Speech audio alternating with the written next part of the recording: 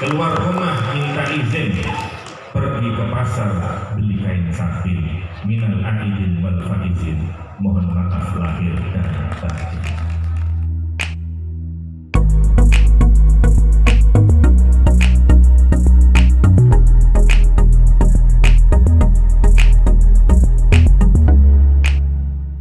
Assalamualaikum warahmatullahi wabarakatuh. Bismillah, alhamdulillah, wassalatu wassalamu ala rasulillah Sayyidina Muhammad ibn Abdillah wa ala alihi wa sahbihi wa mawala amma ba'd. Hadratan muhtarami, para alim, para ulama, para sepuh, bini sepuh, haji sepuh ingkang kaula mulyakaken, segenap majelis keluarga yang kami muliakan, Bunda Hajah Badiarus Salihah, Bunda Hajah Latifah, beserta segenap majelis keluarga yang hadir, segenap pengurus dan panitia pembacaan waqiah Ramadan yang kami muliakan, dan semua jemaah, para bapak ibu sekalian yang dirahmati Allah Subhanahu wa taala.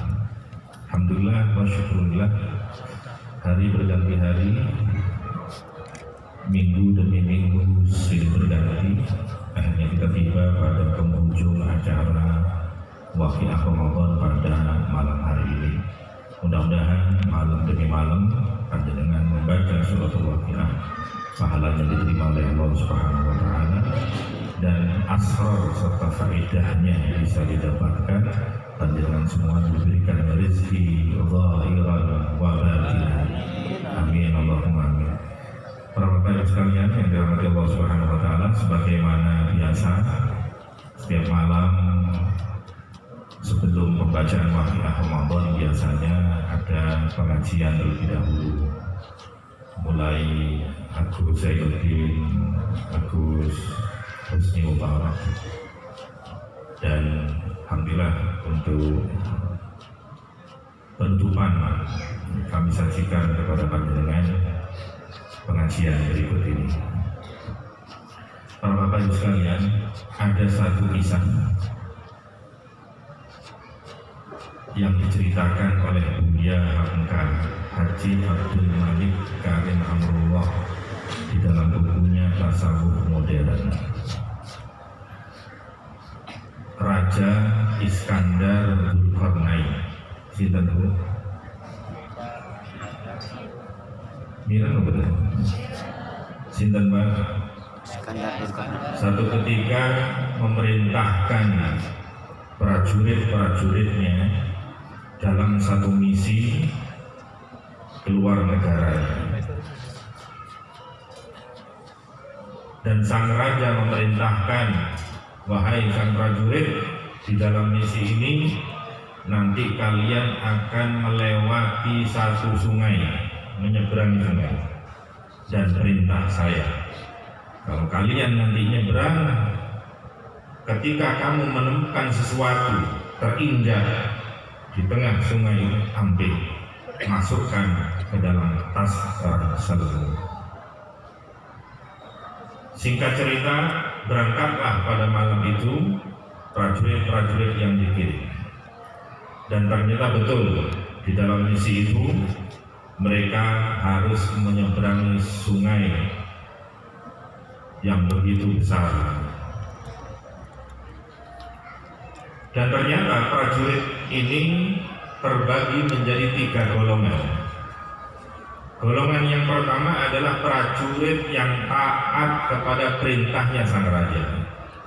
Apapun benda yang terinjak diambil, dimasukin ke tas ranselnya, ambil sampai penuh, diambil terus. Dia tidak memperdulikan betapa beratnya ransel tatkala diisi benda-benda itu.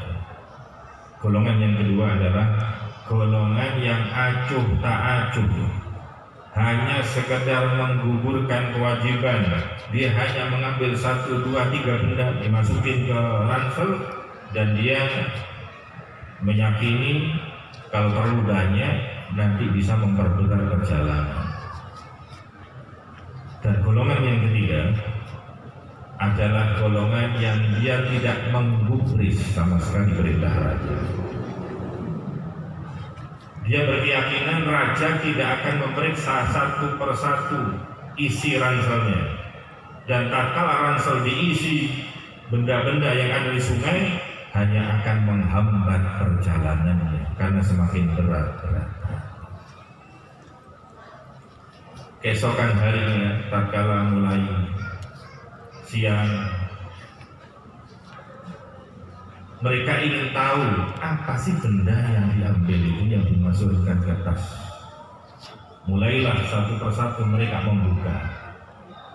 Setelah dibuka ternyata apa yang diambil dan dimasukkan ke dalam tasnya itu adalah intan berlian. Maka orang pertama yang taat tunduk patuh kepada raja, mereka sangat-sangat gembira dan merasa beruntung. Mereka mendapatkan intan berlian, intan permata yang sangat banyak. Adapun orang yang kedua, mereka sangat-sangat menyesal. Setelah mengerti satu dua batu yang dimasukkan ke dalam tas ranselnya itu adalah intan berlian, menyesal. Kenapa tidak aku penuhi?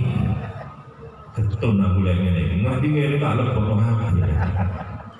Tapi getun itu mesti carry, karena getun itu pada karo belangkon, mesti bendol, boleh nggak bendol ngarep ke bentuk. Sementara orang yang ketiga adalah orang-orang yang sangat rugi. Mereka tidak mengambil apapun, dia tidak taat sama perintah raja, rugi serugi-ruginya, menyesal. Dan tiga perumpamaan ini, tiga tipe prajurit ini sebetulnya perumpamaan dari kita. Kita itu tak ubahnya adalah prajurit yang diperintahkan untuk menyeberangi sungai, dan sungai itu namanya Sungai Ramadan. Dan kita terbagi menjadi tiga. Tatkala menyeberangi Ramadan, ada yang bersungguh-sungguh, maka dia beruntung nanti di akhirat. Ada yang kedua hanya sekedar menggugurkan kewajiban, mereka akan menyesal. Dan yang ketiga, mereka yang sama sekali tidak memanfaatkan momen Ramadan, maka ia sungguh merugi. Maka apa yang disebutkan oleh baginda Rasulullah SAW, rohima anfu rajulin adraka Ramadan wa yakhruj minhu falam yughfar lahu. Betapa ruginya orang yang mana dia mendapati bulan Ramadan dan tatkala keluar bulan Ramadan dia tidak mendapatkan ampunan sama sekali.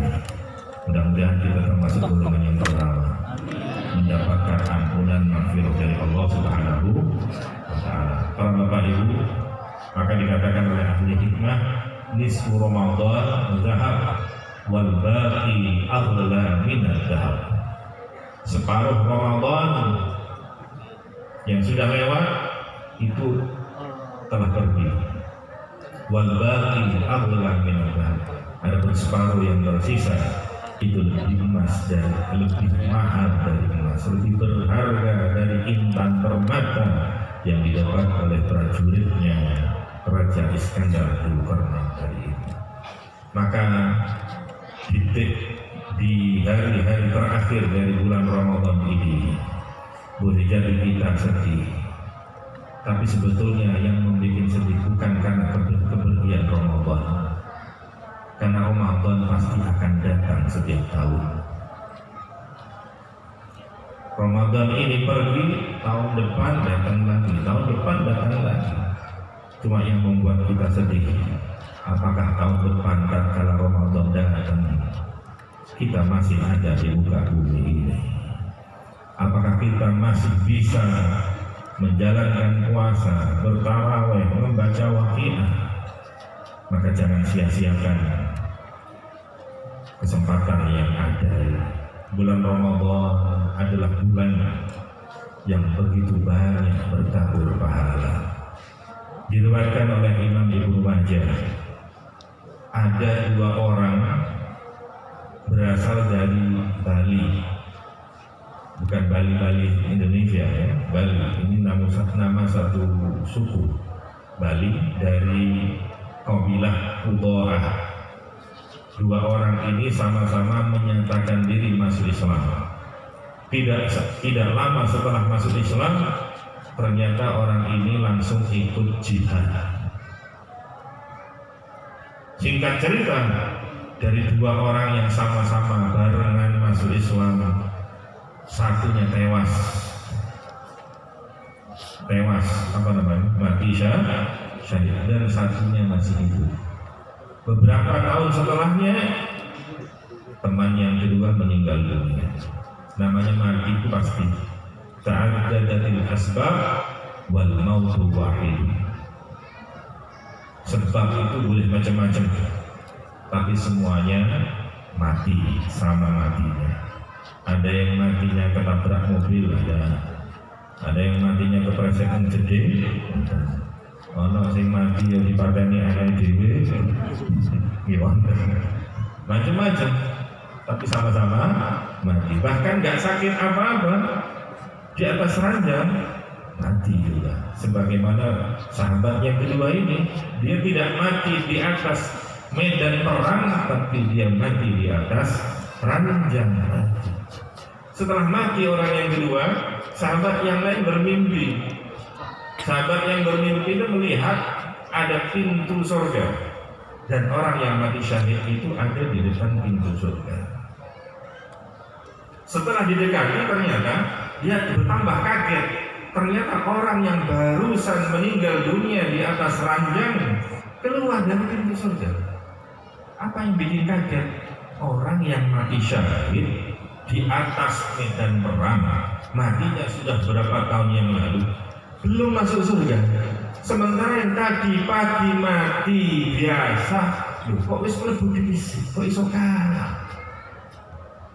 Akhirnya orang ini tanya kepada Kanjeng Nabi Muhammad SAW. Panjen wong lek gak weruh, takono karo sing weruh, ojo dadi wong sing kemeruh. Fas'alu ahla dzikri in kuntum la ta'lamun. Akhirnya orang ini tanya sama Kanjeng Nabi, kok bisa demikian? Maka apa jawaban Kanjeng Nabi? Enggak usah kamu heran. Alaysa qad makatha hada ba'dahu sanah qalu bala wa adraka ramadan fa shamma wa shalla kada wa kada min sajdatin fi sanah. Kata Kanjeng Nabi, jangan kau heran. Kenapa? Setelah satu orang sahabat tadi mati, meninggal dunia, tewas syahid di jalan Allah, kemudian teman satunya masih hidup selama 1 tahun, dia masih menambah pahalanya sholat, dan di bulan Ramadan dia berpuasa, dan boleh jadi dia mendapati Lailatul Qadar. Maka pahala Ramadan itulah yang menjadikan orang ini kemudian masuk surga lebih mulia, masuk surga terlebih dahulu daripada orang yang mati syahid. Maka mudah-mudahan dengan bulan Ramadan kali ini kita diangkat derajatnya oleh Allah Subhanahu wa Ta'ala. Bahkan saking dari mulianya orang yang terakhir yang mendapat di bulan Ramadan, kata baginda Rasul, "Fama bainahuma ab'ad mimma bainas sama wal ardh." Tidaklah derajat di antara kedua orang ini itu melainkan antara langit dan bumi. Itu menangi Ramadan sepisan. Bagaimana kalau berkali-kali dapat Lailatul Qadar? Maka setelah kita ditinggal Ramadan, maka tidak ada doa yang lebih indah melainkan kita berdoa agar ibadah puasa kita selama bulan Ramadan itu diterima oleh Allah Subhanahu wa Ta'ala. Para sahabat Nabi diceritakan oleh Mu'allab bin Fadl, seorang tabi'in, yang mengatakan, kanu yad'un Allah Ta'ala sittata ashhurin an yuballighahum Ramadan yad'unahu sittata ashhurin an yataqabbala minhum. Para sahabat itu setengah tahun sebelum datang Ramadan mereka berdoa, ya Allah sampaikan kami kepada bulan Ramadan. Dan kemudian setelah lewat bulan Ramadan, setengah tahun berikutnya berdoa, ya Allah terimalah kami ibadah-ibadah kami selama bulan Ramadan. Maka tatkala tiba hari raya, itu hari kemenangan, hari bersukacita. Tapi sebagian salafus saleh mereka justru menangis pada hari raya Idul Fitri. Ada orang datang Kenapa kamu menangis? Bukankah ini adalah hari raya yang patut dirayakan dengan gembira? Dia mengatakan, sadaqtum, benar kalian. Walakinni abdun amarani maulai an aqbala lahu amalan fala adri ayyaqbaluhu minni amla. Tapi aku adalah seorang hamba yang diperintah oleh Allah untuk berpuasa, tapi aku nggak tahu puasaku diterima atau tidak, ibadahku diterima atau tidak. Maka aku tidak patut untuk berbahagia kalau aku belum tahu apakah amal ibadahku diterima oleh Allah Subhanahu wa Ta'ala.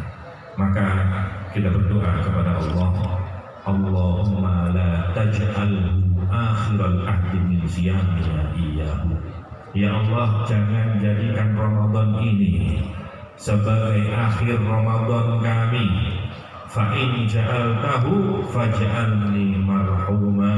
Kalau engkau menjadikan Ramadan tahun ini adalah Ramadan terakhir di dalam kehidupan kami, maka berikanlah kami rahmat, wala taj'alni mahruma. Janganlah engkau menjadikan kami terhalang dari kemuliaan pahala-pahala bulan Ramadan. Itu saja yang dapat saya sampaikan. Dan terakhir, para bapak ibu sekalian yang dirahmati Allah Subhanahu wa Ta'ala, ada hadiah untuk panjenengan, pantun. Berwisata ke Pulau Senggigi, tidak lupa membawa nampan. Sampai berjumpa lagi pada waqiah tahun depan. Amin. Berjalan mengenakan alas kaki, menghindari dari tajamnya duri.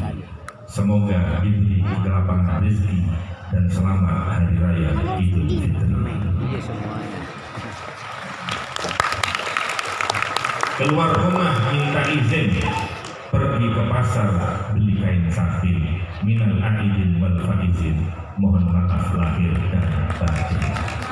Itu saja yang dapat saya sampaikan. Apabila ada salah-salahnya tatkala saya menyampaikan keterangan mulai dari awal sampai akhir, apabila ada perkataan yang menyinggung dan kurang berkenan di hati panjenengan semuanya, mohon maaf yang sebesar-besarnya. Usikum wa nafsi bitaqwallah. Subhanakallahumma wa hamdika asyhadu an la ilaha illa anta astaghfiruka wa atubu ilaik. Assalamualaikum warahmatullahi wabarakatuh.